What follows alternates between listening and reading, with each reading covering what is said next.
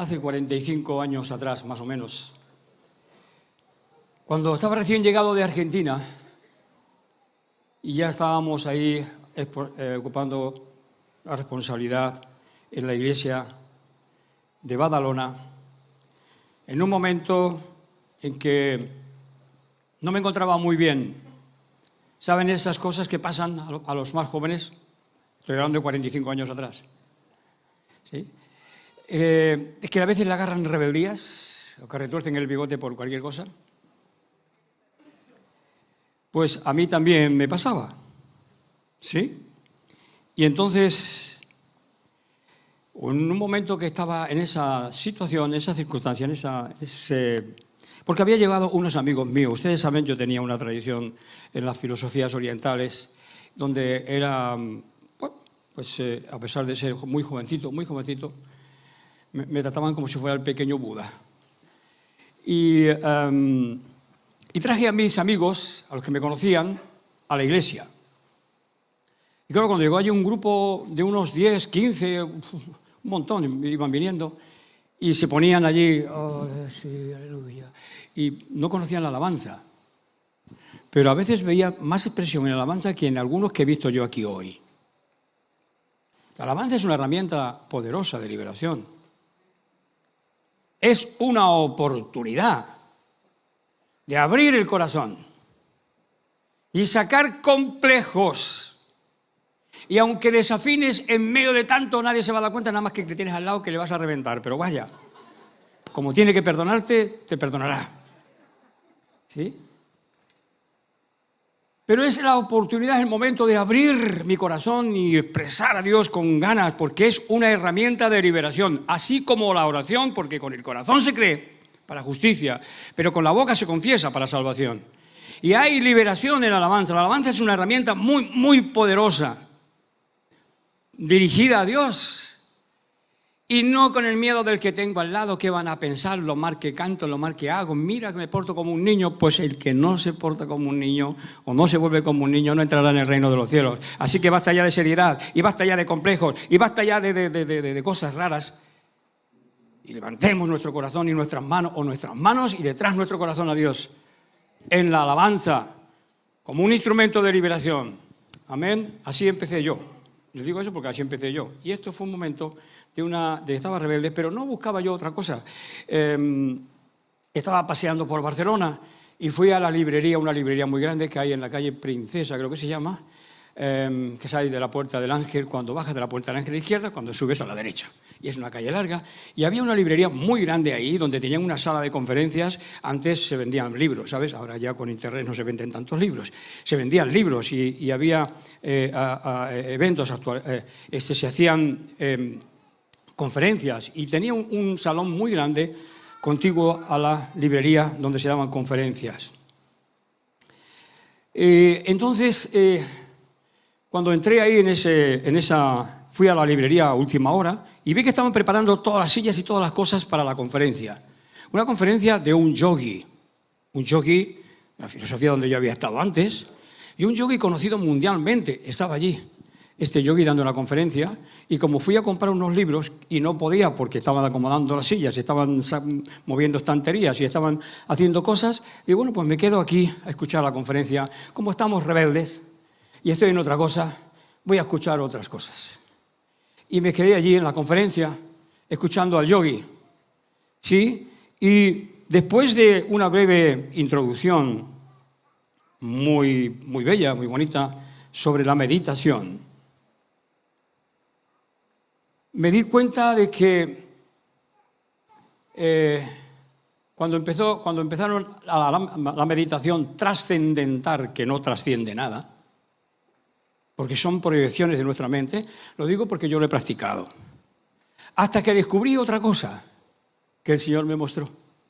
Y que además un yogi muy famoso, Vivekananda, Swami Vivekananda, muy antiguo, más antiguo que yo, ya es decir, y dijo que ¿por qué busca la gente en la India o en la filosofía oriental las cosas que tienen inmejorablemente escritas en su idioma o en su país o en Occidente?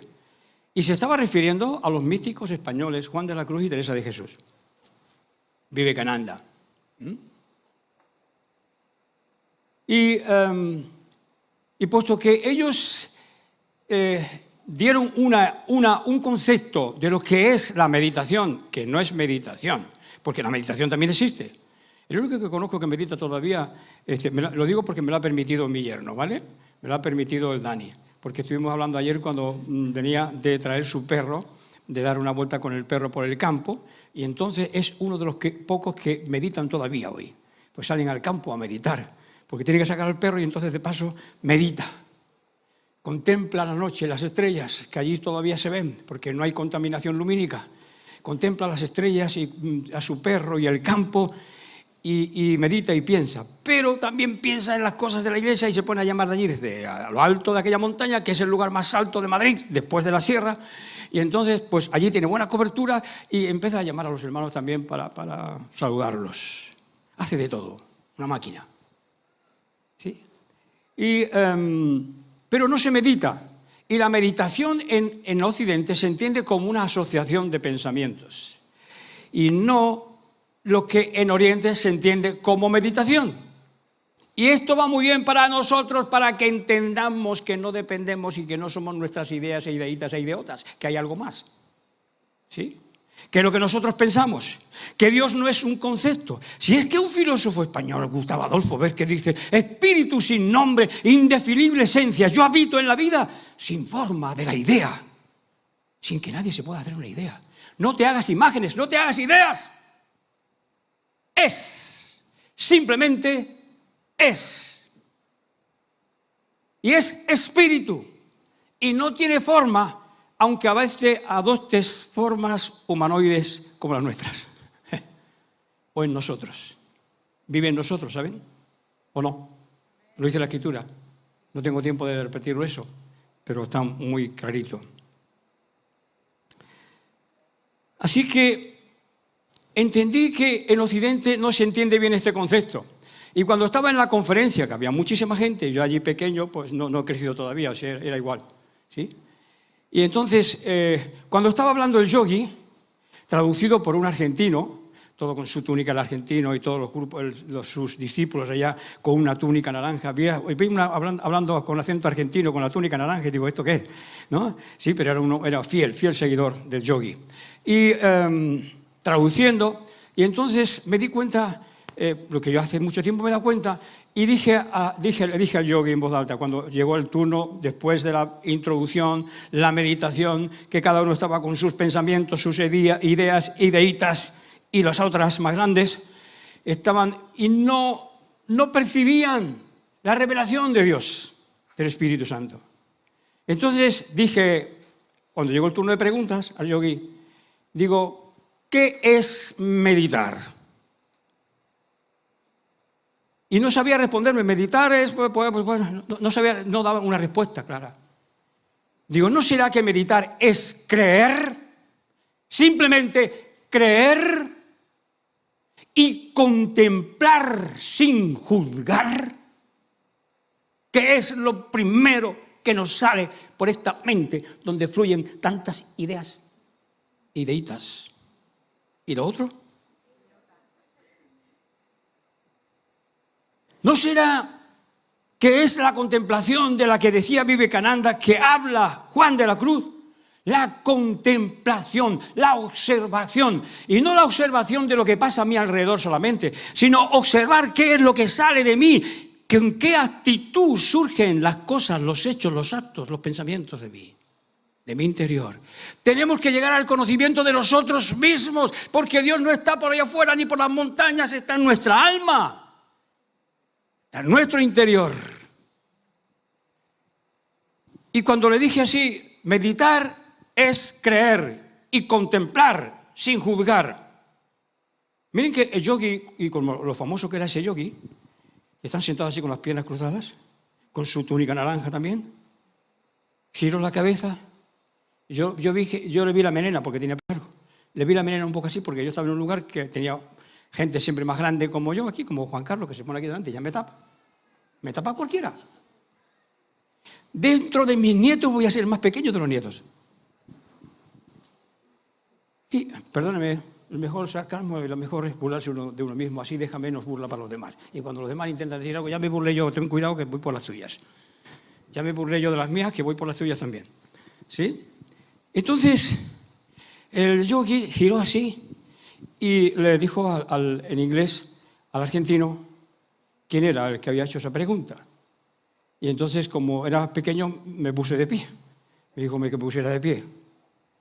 Y entonces, bueno, se sentó y empezó a dar, ya no hubo más preguntas, empezó a explicar lo que es la meditación en Occidente. Empezó a explicar lo que es el concepto de meditación que se habla, que se traduce aquí en Oriente, en Occidente, de lo que es en Oriente. Y es fe, es creer, es contemplación. Contemplación no solamente de lo que pasa a mi alrededor, sino contemplación de lo que pasa en mi interior.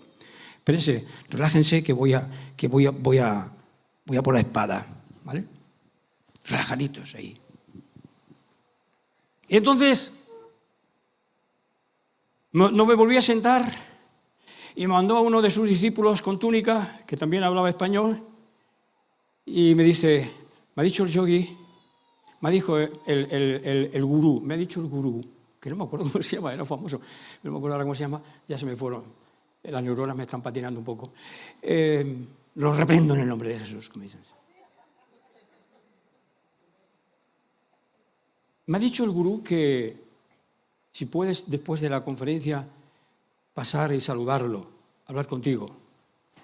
Y entonces, cuando terminó la conferencia, digo, yo que venía del trabajo, así todo medio descuidado, y me presento allí, pero resulta que estaba hablando con el alcalde de Barcelona.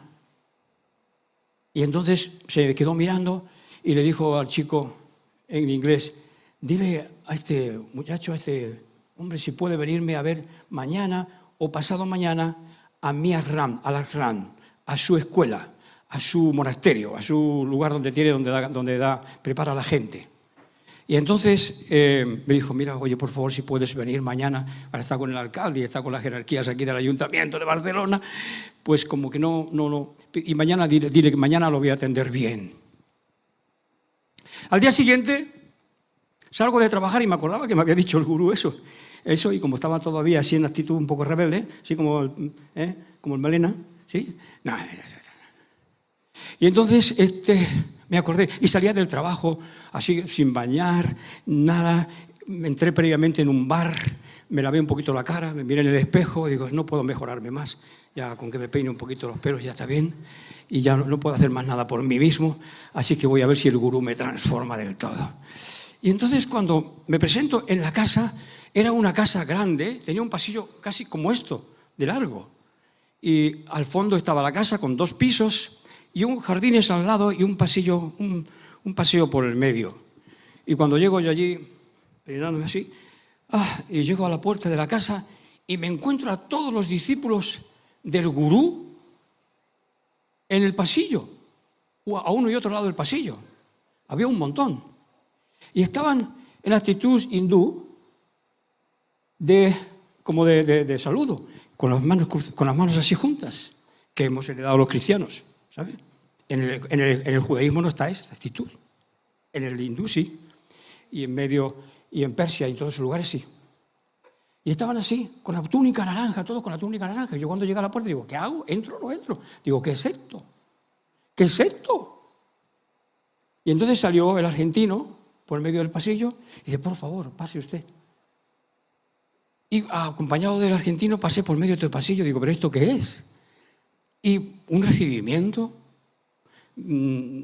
fuera de lo común. Y subí arriba y me dijo, vamos arriba donde está el gurú. Y subí arriba donde estaba el gurú, ahí sentado, con unas velas como esta que pone Laura siempre por aquí, unas velas al lado, sentado, y me recibió con el gesto de saludo. Y yo también le saludé con ese gesto, con esa actitud de hindú, de las manos juntas para saludarlo. Y me senté allí y me empezó a explicar toda mi vida. Sabía más de mí que yo mismo. Pero no de lo que me iba a pasar, sino de lo que me había pasado, de lo que había vivido. ¿Y dónde estaba? Viviendo y conviviendo. Y me dice, ¿y qué haces tú? Ya salió el gallego, salió el español, el españolito cabreón que lleva uno dentro. ¿Qué haces tú? con esta gente. No van a entender nunca lo que Dios ha puesto en ti. No lo van a entender nunca. ¿Por qué estás ahí? Digo, hombre, hemos estado en la conferencia, señoría, maestro. Hemos estado en la conferencia y hemos hablado de que meditar no lo están entendiendo ni tus discípulos. Hemos estado en la conferencia y he entendido que tus discípulos, y por eso me has llamado aquí, por eso, porque sabes que es una revelación que estás tratando de explicar y que ninguno entiende. Entonces, ¿por qué me dices qué hago yo aquí con esta gente o con esa gente, en medio de esa gente que nunca van a entender el mensaje que tú tienes y no lo vas a poder adaptar para que ellos lo puedan entender? Ese es el futuro que me dio. Hablando de mi futuro, del pasado me lo dijo todo. Pero del presente ya empezamos a diferir. Y entonces digo, bueno, pues estoy entre esta gente porque trato de marcar o de proyectar el mensaje y lo que Dios ha puesto en mi vida, que es trascendente, pero que se manifiesta en una vida cotidiana. ¿Por qué me dice usted eso? Si hemos visto en la conferencia, y es la causa por la que usted me ha llamado, porque usted ha visto algo diferente que no ven ellos ni ellos. Usted ha visto algo diferente.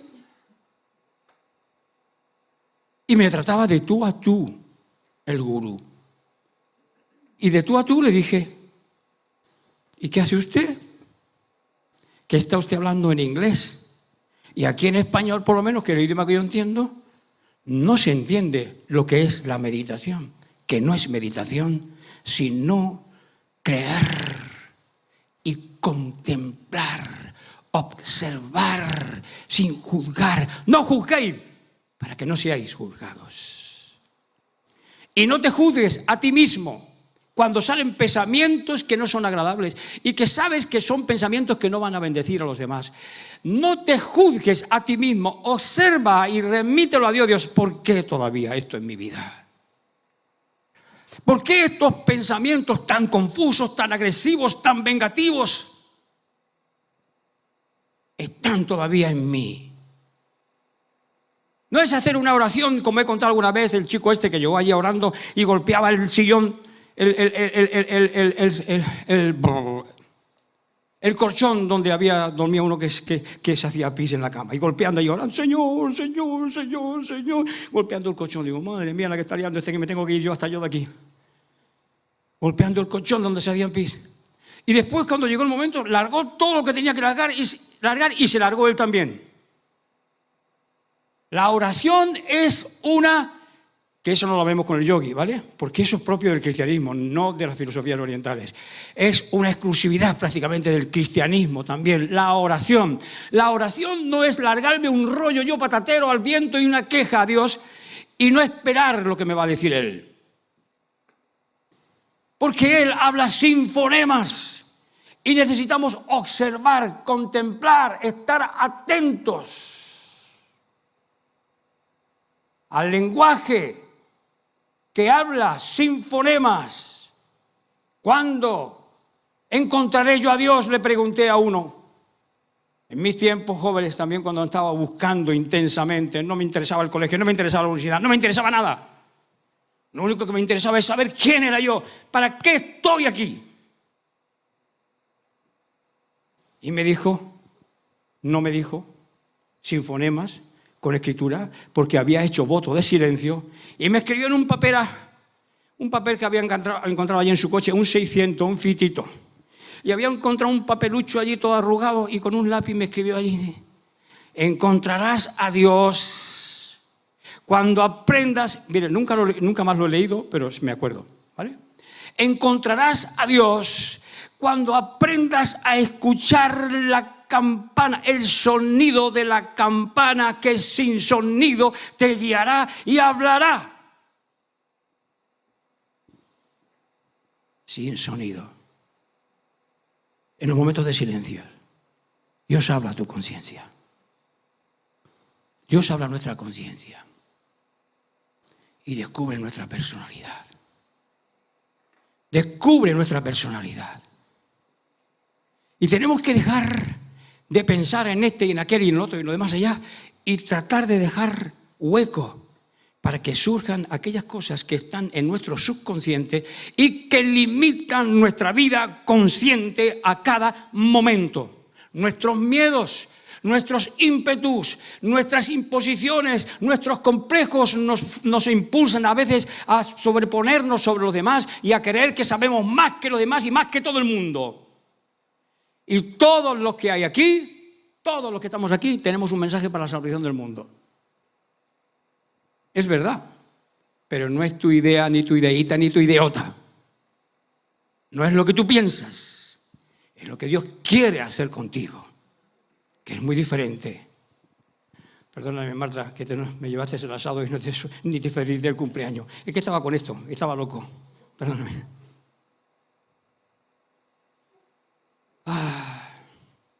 Así que los yogas no son una religión, no es una religión. Son técnicas de autorrealización. Hace tiempo que vengo observando también a los creyentes. Ahora vamos a ir a algunos textos bíblicos. A ver, voy a decir que me lo vaya buscando. Mateo 7:1, Mateo 3:1-4 y Mateo 11:25-26. A ver, algunos. Hace tiempo que vengo observando a creyentes y a personas que, como los de la meditación trascendental o trascendental, solo miran hacia afuera y observan y juzgan lo que ven hacia afuera. Siempre hacia afuera. Mírenme bien, escuchen bien, que esto lo van a escuchar con fonema. Pero quiero que después hablen en vuestras vidas y en nuestras vidas sin fonema. Cuando aprendas a escuchar el sonido de la campana, que sin sonido te guiará y hablará. ¡Qué tremendo! Pero ¿ustedes se dan cuenta con qué gente me he relacionado yo?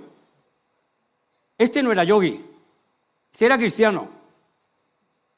Y cuando le pregunto, ¿cómo puedo conocer a Dios? Y había hecho voto de silencio y me escribe allí.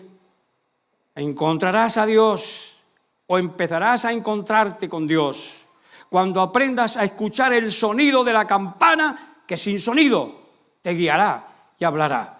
Hay voces que van a hablar en ti, que va a hablar en ti de una manera clarísima, inequívoca, pero sin fonemas, sin voz, audible, pero clara, contundente. Y hace tiempo que vengo observando a los creyentes que, como los de la meditación trascendental que no trascienden y van detrás de sus pensamientos y de sus proyecciones, yo digo, para eso ya me voy al cine y me van a una película hecha. No tengo que trabajar aquí con mi mente. ¿Sí?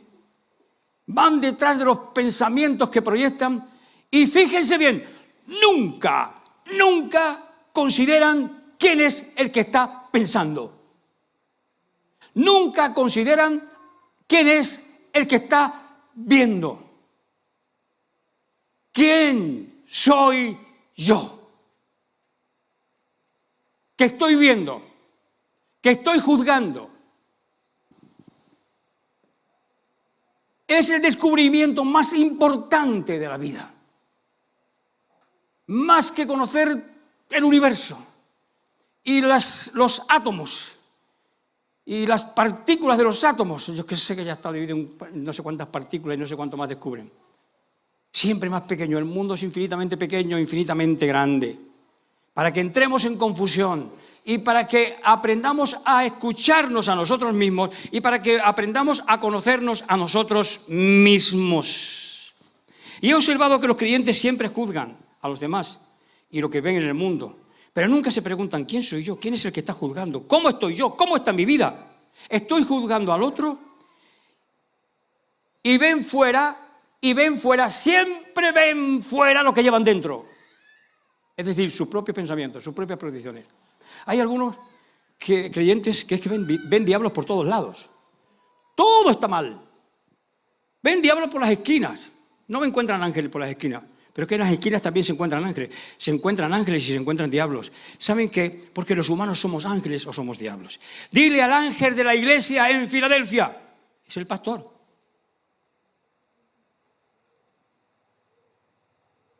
Hay personas, humanos, que son ángeles. Y hay otros que están en otra cosa, por no decir algo que sea muy ofensivo. Y cuando te encuentras con ellos, has encontrado ahí una arista que no te conduce a otra cosa más que al mal. Y ven espíritus malos por todo. Ves una estatua y dices, oye, esa estatua no sé qué, oye, no sé cuánto, mira, ¿sabes aquí lo que se habla en este lugar? ¿Sabes lo que se hizo? En este lugar, ven diablos por todos lados. No puede, tengo algunos amigos que he paseado con ellos y es que digo, no se puede, no se puede. Esto es un sin vivir, ve diablo por todos lados. Y el que está limpio, ve los diablos, pero también ve la limpieza, ve las cosas buenas. Es la proyección de uno mismo. Y si uno se proyecta a sí mismo, uno se va a dar cuenta que tiene cosas malas y tiene cosas buenas. Y que como en todas partes, como ocurre en mi vida, porque no soy diferente, en el mundo hay cosas buenas y hay cosas malas. Quizás sean más abundantes las malas, pero aquí están todos los buenos. No se lo crean, ¿eh? Porque bueno no hay ni uno. Pero somos santos, somos redimidos, limpios por la Santa Cena, limpios por la sangre de Jesús. Amén.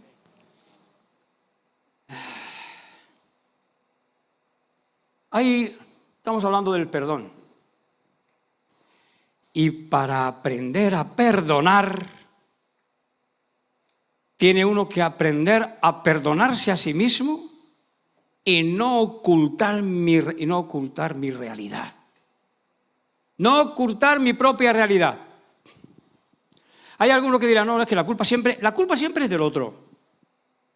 ¿Ves? Ustedes tienen que escuchar a Dante Gabriel, que es un excelente predicador, la verdad. Y no a mí, que siempre hablo de las cosas negativas. ¿Sí? Pero es que necesitamos hablar de las cosas positivas y también de las cosas negativas que llevamos dentro.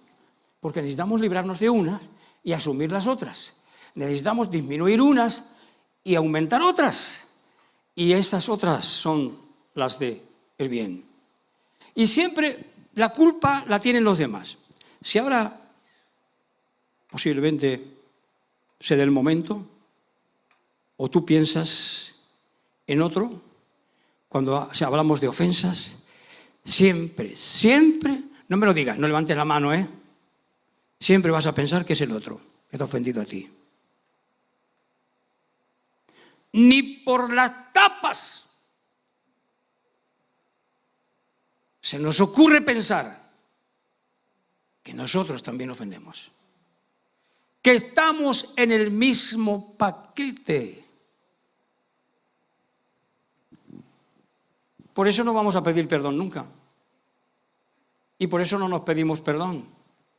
Es la fuerza del cristianismo, pero también es la debilidad del cristianismo, porque tenemos que matizar formas y formas de perdonar, momentos y momentos de perdonar.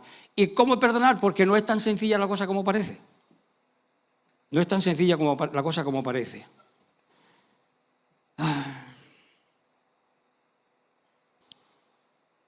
¿Puedes poner la diapositiva ahí de Cervantes? Sí, porfa.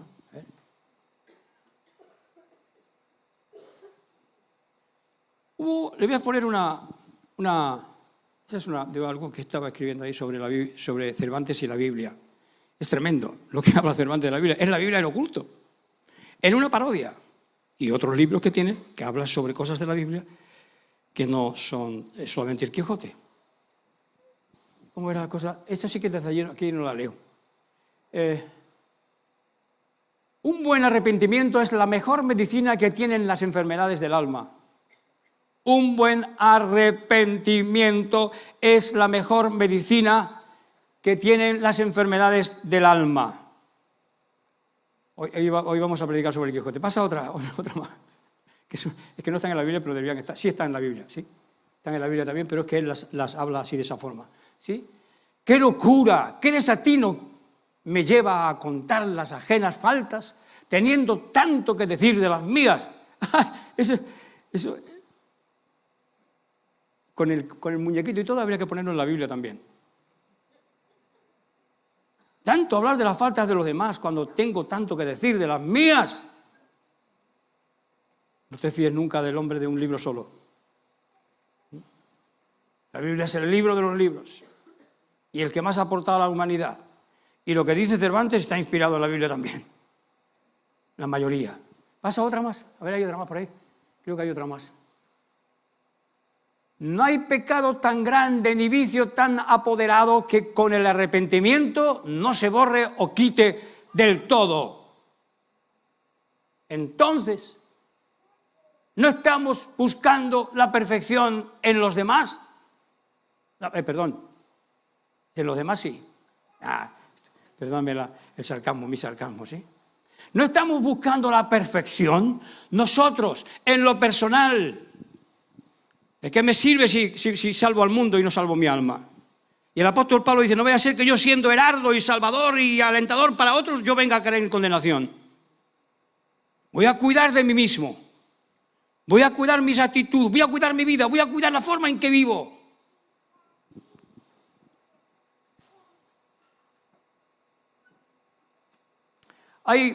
Por eso digo que hay matices, voy a matizar, y creo que me quedo con la mitad, pero vamos, voy a matizar esto por lo menos. Me voy a quedar con los textos bíblicos, lo vamos a leer, porque no solamente Cervantes habla de eso.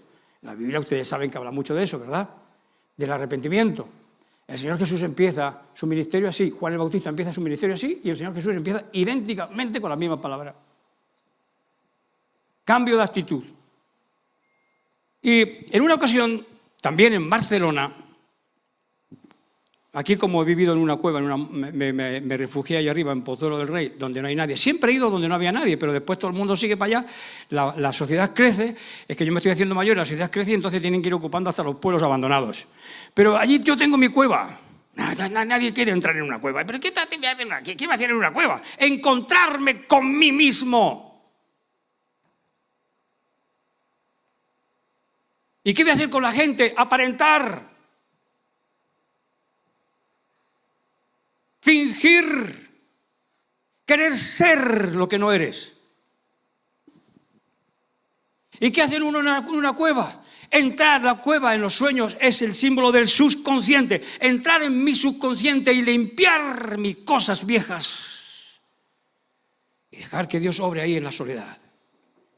Y que como las cajas que tengo allí, todos los trastos que tengo allí, lo tengo así, lo tenía así para que cuando entre a Hacienda, ahora como no estoy jubilado, no pasa nada, y está en otro lado.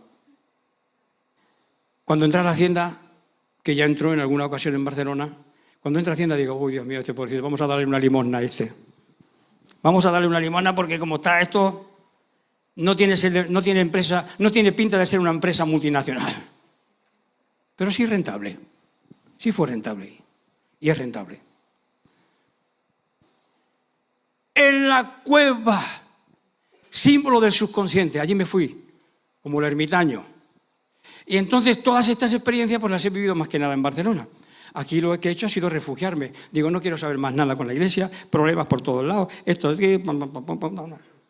Bueno, me dedico a mi familia y trato, si es posible, de encarrilar a mi familia en los caminos de Dios. Y ahí estamos. Y entonces, en la iglesia en Barcelona, esto en Barcelona, hubo una serie de individuos, compramos una casa bíblica, una finca enorme, y casi la perdemos antes de comprarla. Cuando estábamos firmando las escrituras ya la estábamos hipotecando. Porque se convirtió a la iglesia un hombre que yo le llamaba Barriguita Berrejusa. Y como nadie sabe quién es Barriguita, bueno, algunos sí me escuchan, algunos todavía de los viejos, pero como ya van quedando pocos, no hablan mucho. Yo le llamaba Barriguita Berrejusa porque tiene una barriguita, es muy alegre. Era un tipo muy alegre, siempre positivo, siempre positivo. Había fundido la empresa, le habían embargado todo porque estaba implicado en el tráfico de capitales en los tiempos de Felipe González, que algunos aquí, ya por las calvas que veo, eran de esa época, sí. Había sido pillado en fuga de capitales. Le embargaron todo lo que tenía y el sueldo de por vida, así que tenía que vivir siempre de tranqui. Pero era un mafioso, no un mafioso, es que ya lo tenía en su... No era mafioso, no era malo, Pero era enredador, te enredaba en cualquier cosa, enredó a media iglesia en problemas. No, me hizo caer la coronilla, el pelo. Me las hizo pasar de todos los colores. Y un día estábamos en la iglesia, había una escalinata para bajar al salón, y bajó el Barriguita de Berjusa, y lo abracé con cariño, de verdad, con cariño, sin reproches, sin rencor, sin nada. Y digo esto porque casi vendemos la casa bíblica antes de comprarla y porque me hizo unas cosas que no son muy largas de explicar ahora y no puedo explicarla, pero mi esposa sabe bien. Estuve pagando le salí de garante sin quererlo. Vamos, es que era el tío terrible las que liaba. Y lo abracé y le di un abrazo. Bueno, decía Barriguita, ¿qué tal, cariño? Vale, adelante para el culto. Yo tenía que dirigir el culto. Ay, ¿dónde? Y baja el otro que era peor. Ese no me va a poder escuchar porque se le han ido las neuronas ya. ¿Sí? Está aquí en Madrid, pero no me va a escuchar. ¿Sí? Y a ese que era peor, cuando me vio cómo abrazaba al Barriguita, como si no hubiera pasado nada, como si no hubiera hecho nada, y viene y me saluda él así, con un saludo como un abrazo, pero como sacándote el polvo, ¿sabes? De la chaqueta. Y dice, Alfredo, qué hipócrita que eres, ¿no? Digo, ¿y por qué? Digo, es que le has dado un abrazo ahí al Barriguita como si nada, después de la que te ha hecho y la que ha hecho a la iglesia y la que has tenido que librarle de la iglesia. Y lo abrazas como si nada. Digo, y a ti también, campeón, que eres peor. Mira. Te doy un reproche porque tú me estás criticando, pero te lo digo a la cara. Porque las cosas hay que perdonarlas, pero también hay que decirlas. No es el perdón y el silencio del tonto. Si un hermano peca contra ti, ve y díselo. Y si no, llama a otros más. Y si no, llama al grupo de ancianos de la iglesia. Y si no escucha, tenle por gentil y anatema. No es el perdón cualquier cosa. Hay que matizar. Es no guardar rencor. Yo sé que estoy abrazando al Barriguita. Yo sé que estoy abrazando a Marcelo.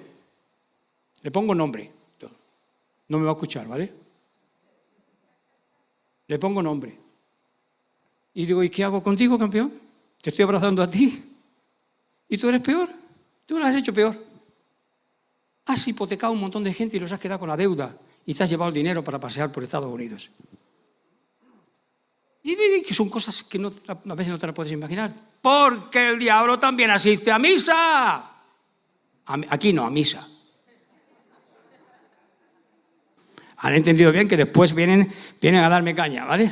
A misa. Y di paso a los diablitos para que entraran dentro de un abrazo. ¿Qué quiere decir eso? Claro, y después llegó una vez el pastor. Estaba haciendo de copastor ahí. Y hicimos un viaje juntos. Fuimos a una emisora de radio para charlar en una conferencia, en una charla allí, en la emisora de radio. Y cuando veníamos, me empezó a hablar. Es que digo, yo con este no voy a hacer negocios. No tengo que darle lugar para que me ofenda más. Ya lo va a conseguir solo. Si yo he aprendido que con este tengo que llegar hasta aquí, llego hasta aquí. O con esta. Las mujeres son menos porque las mujeres siempre tienen la razón, ¿vale? Con esta. Menos la suegra.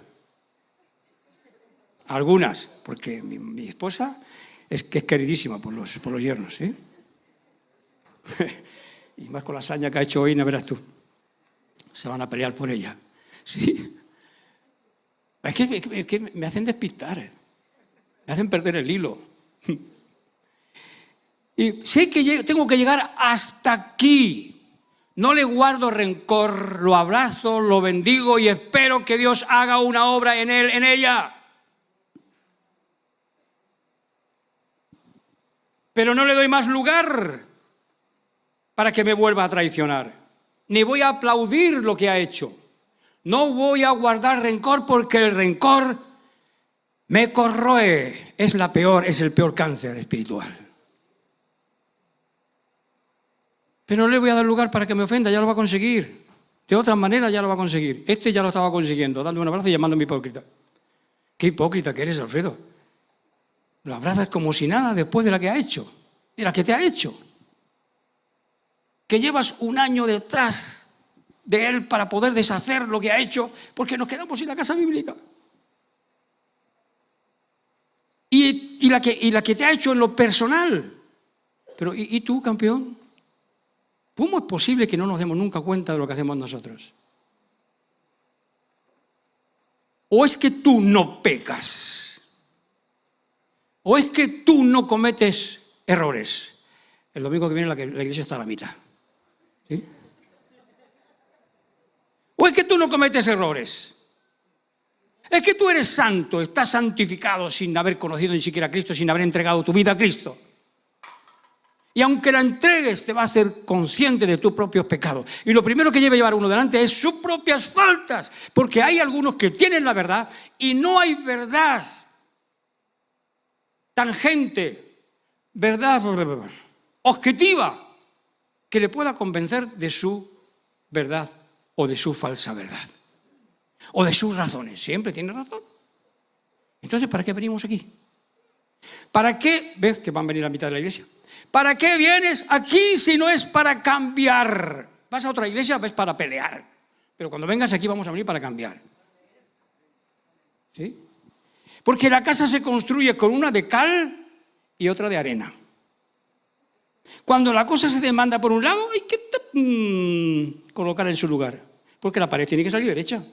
Después pondremos la viga, pondremos otra cosa. Y no que hablen con el constructor, que le va a instruir, o con el arquitecto, la arquitecto que tenemos aquí, femenina, en la iglesia. Se construye con una de cal y otra de arena. No podemos tomarnos el perdón como algo así simple, como una simpleza.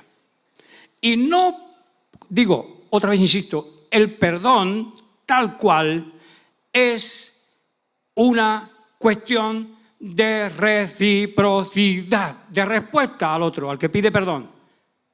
¿Y si no te pide perdón? ¿Qué? Si vienes 70 veces o yo qué sé las veces a pedirte perdón, pues le tendrás que perdonar. Pero ¿y si no te pide nunca perdón? ¿Qué vas a hacer? ¿Meterte en su nido? No guardarle rencor, pero no entres en su ambiente. Sal del mundo. Y si alguno no cambia y no viene para cambiar, se ha equivocado de lugar. Lo aguantaremos porque también necesitamos este tipo de gente. Son necesarios. Sobre todo para aflojar las altiveces de otros. Siempre vienen bien. Todo viene bien en el reino de Dios. Judas estaba con el Señor Jesús. Y lo toleró y lo aguantó. Y al brutote de Pedro. Gracias a Dios por Pedro. Porque si no, no hubiéramos aprendido tantas cosas.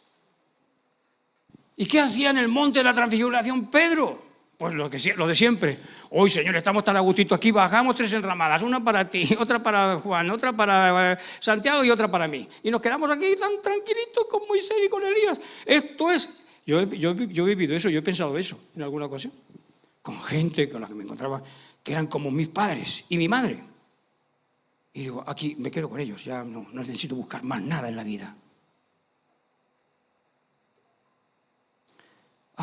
Mateo 7:1, vamos a entrar ya porque íbamos a leer algún pasaje bíblico, no nos vamos a quedar solamente con el Cervantes, ¿sí? Pero que son buenísimos los Cervantes, ¿eh? Y además, ¿sabes qué es lo que dice Cervantes? La humildad. Es que porque claro, la Biblia la regalan por todos lados. La humildad es la base o la basa, como habla en el castellano antiguo, pero vamos a decir en el moderno, no vaya a ser que todavía entiendan que estamos hablando en latín, ¿no? La humildad es la base y fundamento de todas las virtudes, de tal forma que si no hay humildad, no hay virtud. Los dones se convierten en defectos y en tropiezos. Hola. Ahora dejamos que hable el que tiene que hablar sin fonemas. Sin humildad no hay virtud que se precie de serlo, porque se convierte en un defecto. Sale el orgullo de lo bueno que soy. Por aquí, por aquí, por lo bien que predico, lo bien que canto, lo bien que toco. Aquí esto no es para el Señor, esto es para mí. Oh, aleluya. Al día siguiente te has quedado solo. Así que yo creo que ustedes son maduros y que van a venir el domingo siguiente para darles otra reprimenda. No, pero con mucho cariño, ¿vale? Estamos aprendiendo a escuchar a aquel que habla sin fonemas, que es el Espíritu Santo. No juzguéis para que no seáis juzgados. Mateo 1 al 6. No juzguéis para que no seáis juzgados, porque con el juicio con que juzgáis seréis juzgados, y con la medida con que medid os serán medidos. ¿Ustedes piensan que esto es un cuento? ¿Ustedes piensan que esto es un cuento? ¿Que lo que dice Jesús es un cuento? Es una ley, es la ley de causa y efecto. Y lo que siembras, recoges. Porque con el juicio con que juzgáis seréis juzgados, y con la medida con que medid os serán medidos. Y siempre a veces va a venir gente aquí para medir a otros con la medida que han juzgado. Inclusive al pastor. Y van a estar aquí, porque son necesarios. Pero hay de aquel por el cual el Hijo del Hombre es entregado. Hay de aquellos que cumplen esa función, pero tienen que cumplirla. El Señor Jesús no echó a Judas, no lo echó. Ni a ninguno, ni a Pedro. Oye, Pedro, por favor, cállate. Pedro, por favor, eres un pedazo de tostón, siempre preguntando y siempre metiendo la pata. Sobre esta piedra fundaré mi iglesia. ¿Sobre cuál de las piedras? ¿Sobre la que intuyó que él era el Cristo, el Hijo del Dios viviente? ¿O sobre la que unos versículos más abajo en el mismo capítulo lo está negando? ¿O lo está diciendo: Señor, nunca tal cosa te ocurra? Y el Señor Jesús le dice: apártate de mí, Satanás. O sea, que el Señor va a fundar la iglesia sobre Pedro, que lo llama Satanás. ¿No estará queriendo decir otra cosa? Porque el Señor habla en un lenguaje ambivalente y trivalente y difícil de entender, porque se da en distintas etapas de lo sobrenatural para realizarse al final en lo natural. Estoy loco. Estoy loco. ¿Quién va a entender esto? Sí, ustedes. Se va a hacer el silencio. Este tío está loco de verdad. Señor, ¿está loco de verdad? ¿No está loco de verdad? Sí está, no está. Y sonarán tantas voces como siempre suenan en cualquier cuestión que te planteas en la vida. Suenan muchas voces. Sí, realmente está loco. No, no está loco. Sí está loco, no está loco, sí está loco, no está loco. Señor, ¿qué? Señor, ¿qué dices tú? ¿Está loco?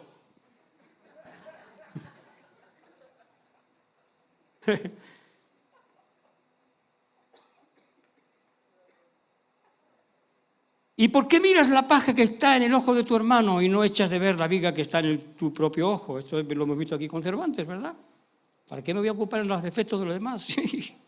No tengo tantos yo.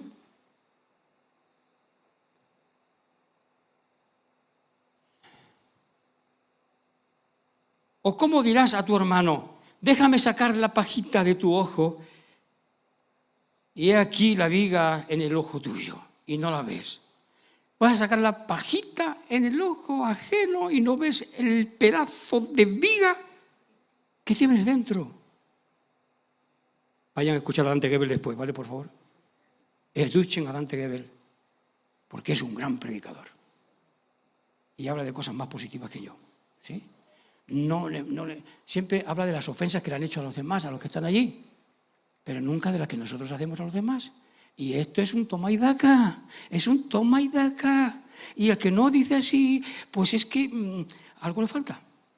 Pero él también lo hace, Me estoy viendo a Dante Gebel, que es excelente, envidiable en la predicación. Ojalá tuviera yo ese don de la palabra.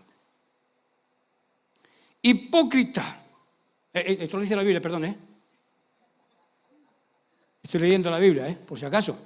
No, dice: hipócrita, Saca primero la viga de tu propio ojo y entonces verás bien para sacar la paja del ojo de tu hermano.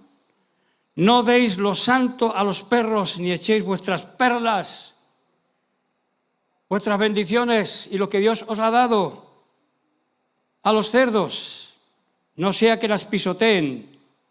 Y fíjense lo que dice aquí. ¿Esto quién lo va a entender? No sea que las pisoteen y se vuelvan y os despedacen. Ay, Dios. Y ahora vamos solamente al principio. Ya pueden subir los músicos, sí. Pueden subir los músicos si quieren. Vamos al principio. Mateo 3, 1, 4. Al principio del ministerio de Juan el Bautista. En aquellos días vino Juan el Bautista predicando en el desierto de Judea, diciendo: arrepentíos, cambio de actitud, no mires siempre para afuera, no me pongas un telescopio para mirar solamente el universo, mira también para adentro, busca un microscopio, pero aplícatelo a ti. ¿Quién es el que mira, el que contempla el universo, el que contempla la vida, el que contempla el paisaje, el que ve los defectos de los demás? ¿Quién soy yo? ¿Qué soy yo? En aquellos días vino Juan el Bautista predicando en el desierto de Judea diciendo: arrepentíos, cambio de actitud, estáis siempre mirando para afuera, mirad para adentro. Eso es lo que quiere decir arrepentido, pero está puesto aquí de esa manera y ya está. Ahí ya nos hemos hecho una ideita y ideota de esto y a veces nos cuesta entender el verdadero mensaje. No mires tanto para afuera, mira un poquito hacia adentro, mira hacia ti mismo. Pues este es aquel, hablando de Jesús, de quien dijo el profeta Isaías, cuando dijo: voz del que clama... No, perdón, está hablando están escribiendo de Juan, perdón. Pues este es aquel de quien habló el profeta Isaías cuando dijo: voz, no la voz de uno, no la voz de uno, voz, voz. Es la voz, no es una voz, es la voz de voces, la voz que habla en el silencio, que habla sin fonemas.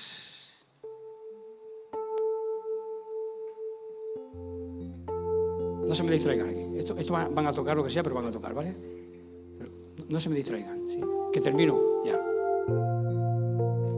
Voz que clama del que clama en el desierto: preparad camino del Señor, enderezad sus sendas, enderecemos nuestras sendas.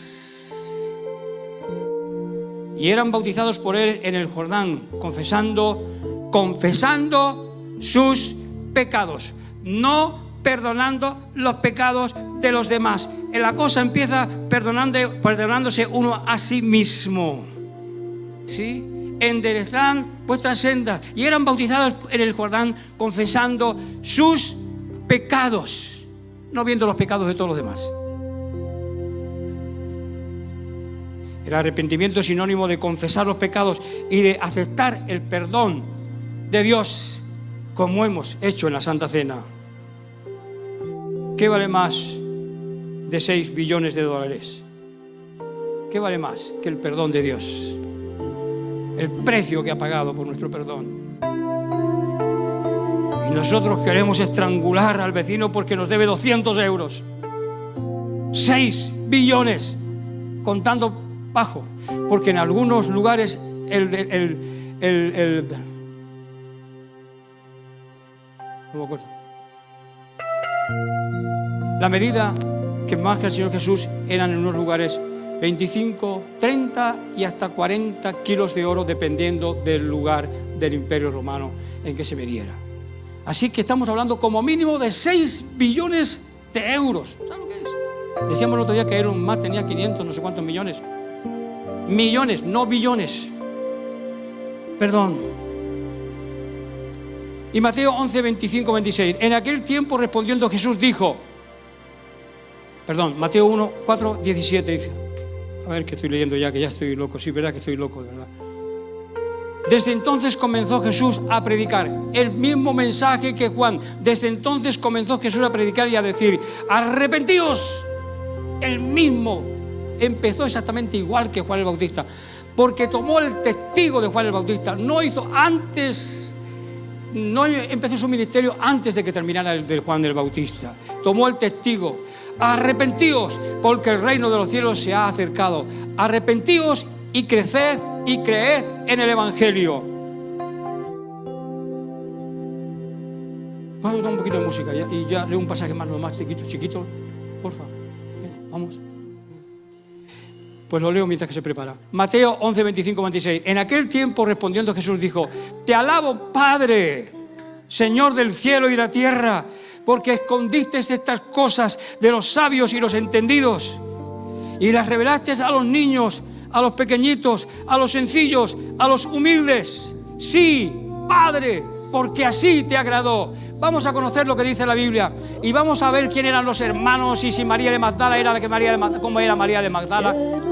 Y vamos a conocer los hermanos de Jesús, vamos a conocer todos los intrínculos más escondidos de la Biblia. Pero lo que nos salva es esto. Esto es incuestionable. Esto no puede ser olvidado. Esto no puede ser marginado. Esto tiene que estar delante de en nuestro caminar diario. Te alabo, Padre, porque escondiste estas cosas de los sabios y de los entendidos, de los que se la creen, y se las has revelado a los sencillos, a los niños, a los humildes. ¿Cómo está nuestro grado de humildad? Amén. Vamos.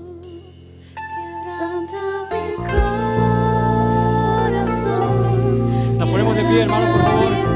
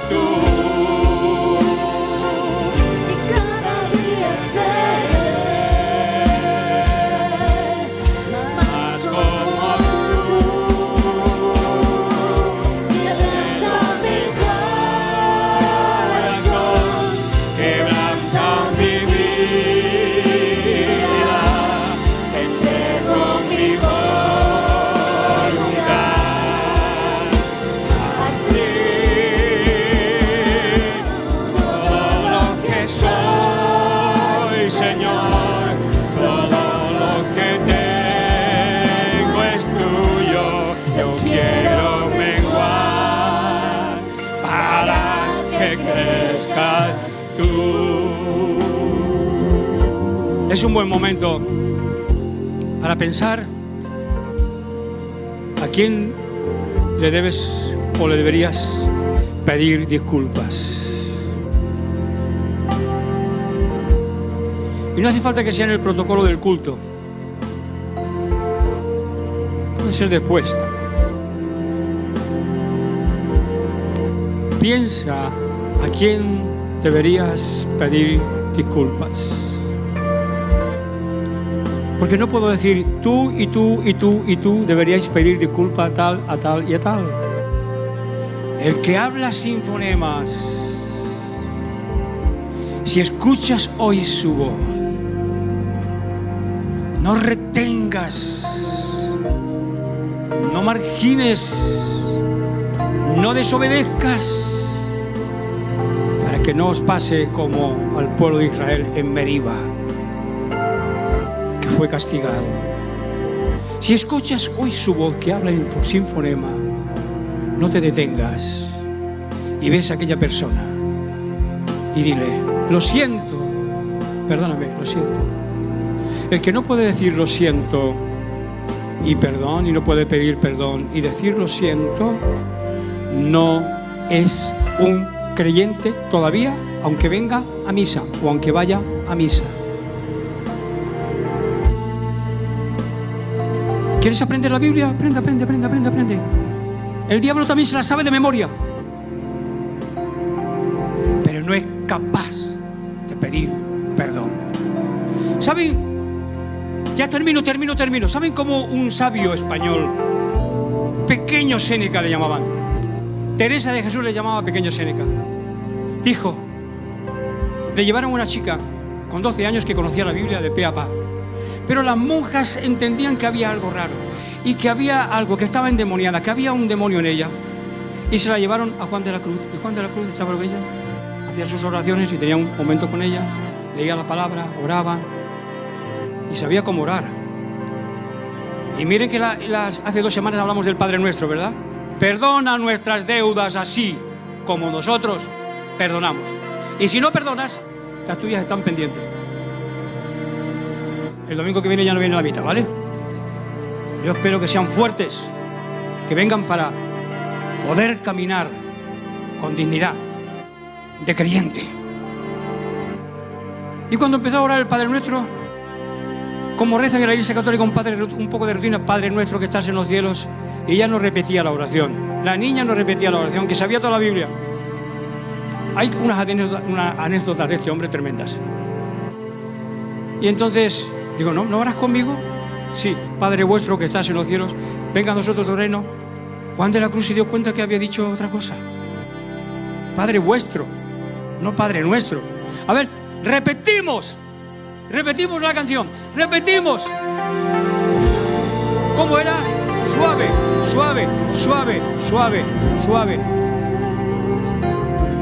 ¿Cómo has dicho? Padre vuestro, no, Padre vuestro no, Padre nuestro, no, Padre vuestro, no, Padre nuestro, no, Padre vuestro. Y ahí se lió la del gato. Y ahí tuvieron que venir a ayudarle para exorcizarla, porque no era capaz de orar ni de perdonar. Decir, Padre nuestro que estás en los cielos, que nos dé la capacidad de perdonar. Señor, todo lo que tengo es tuyo, no quiero mirar para que pecas tú. Yo quiero menguar para que crezcas tú. Aleluya.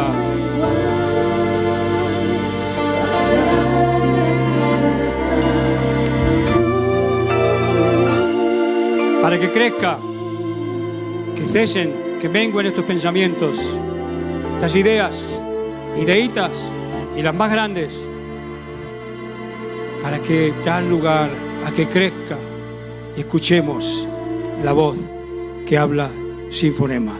Entonces empezaremos a conocer a Dios. Dios los bendiga y ten el valor de pedir disculpas. Aleluya. Oh. Quiero menguar para